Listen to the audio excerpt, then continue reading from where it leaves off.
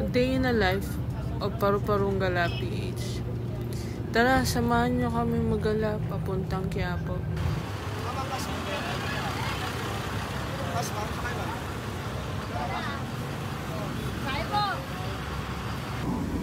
So, ito na nga.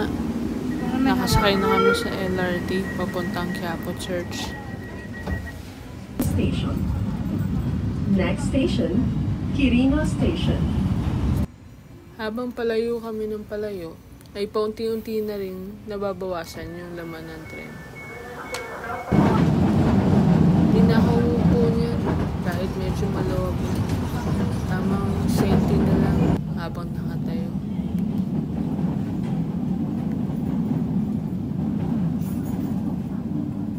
Yan nga, basa pa yung sapatos ko dahil sa ulan. Finally, after so many years, nakabalik din sa Quiapo Church.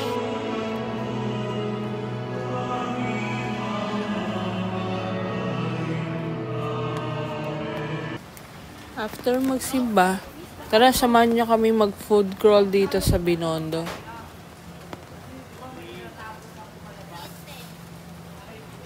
Ito yung sikat na Shanghai fried siopaw dito sa Binondo. Promise, ang sarap. Nagsisi nga ako bakit dalawa lang yung binili ko eh.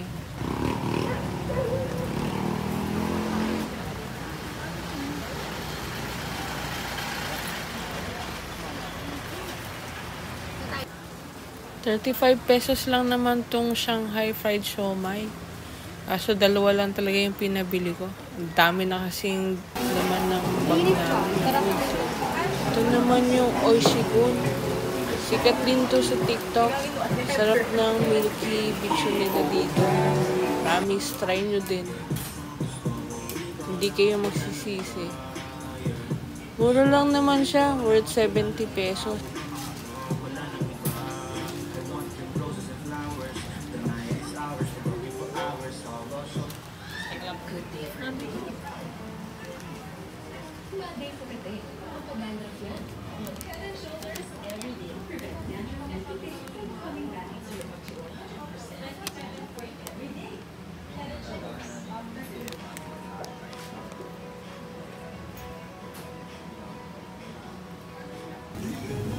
Yan na nga, di na ako makatiis. Tikman natin.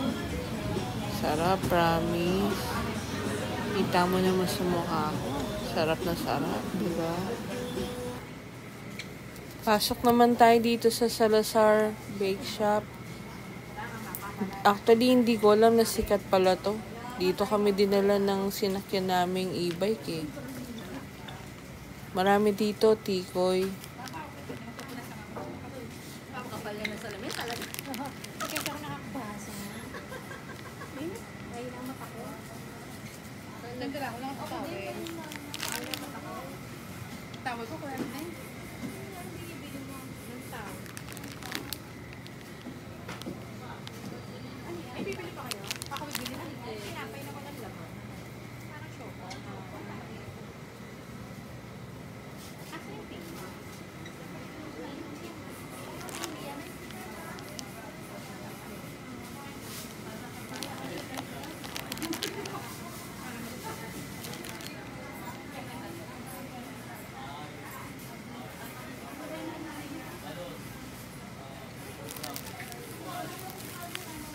Marami silang choices dito.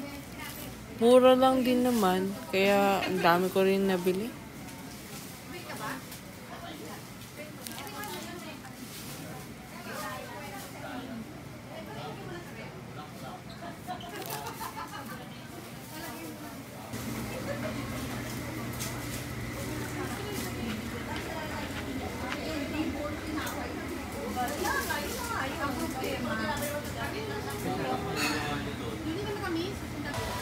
Paglabas namin ng Salazar Bake Shop, lakas ng ulan. Pero dahil nandito na rin naman tayo sa Binondo, sige na, go na. Wala pa more.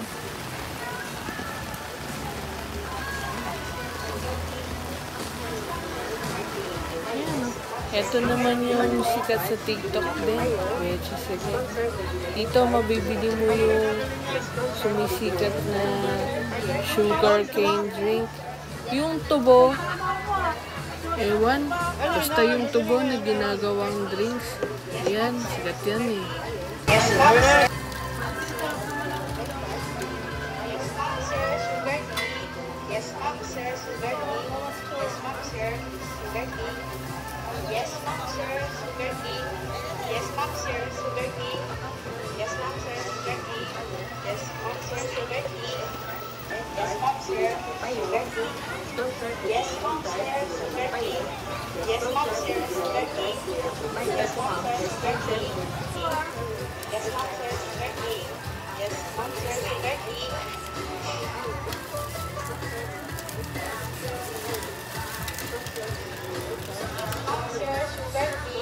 Yes, ma'am, sir, sugar tea. Dito sa Veggie Select, dito mo rin mabibili yung Fortune Egg Tart. Medyo mahal, 50 pesos, pero okay naman siya. Try nyo na rin.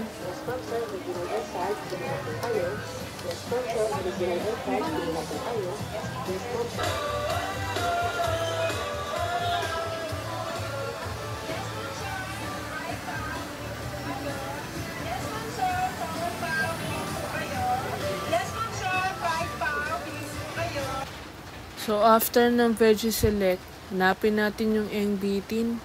Favorite kasi ito ng asawa ko eh. Wala din naman kasi sa bundok, kaya kailangan mag-stock kami.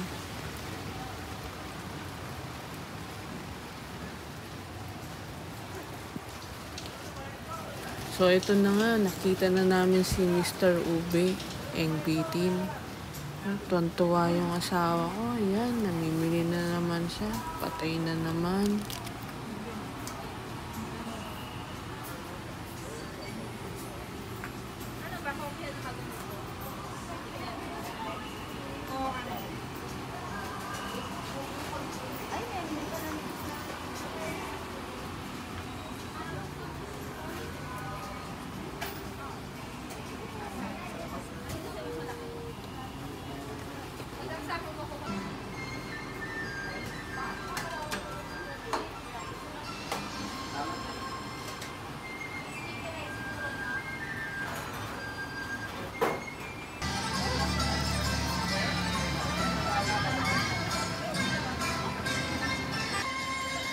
Yan, masaya na naman siya. Sabi na nga ba eh, happy wife, happy life. Dito naman tayo sa Taiwan Fried Bao. Sikat din to eh. Mura lang naman siya pero masarap, 35 pesos. Mahaba din yung pila, daming bumibili.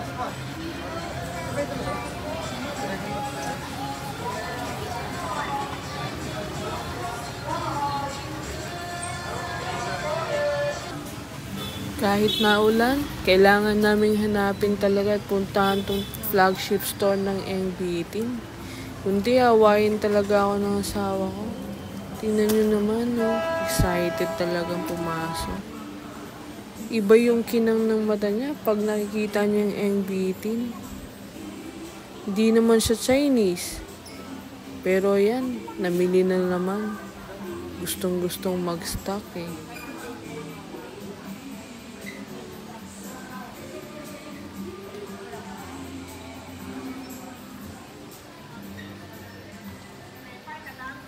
Pinigilan ko na siyang mamili.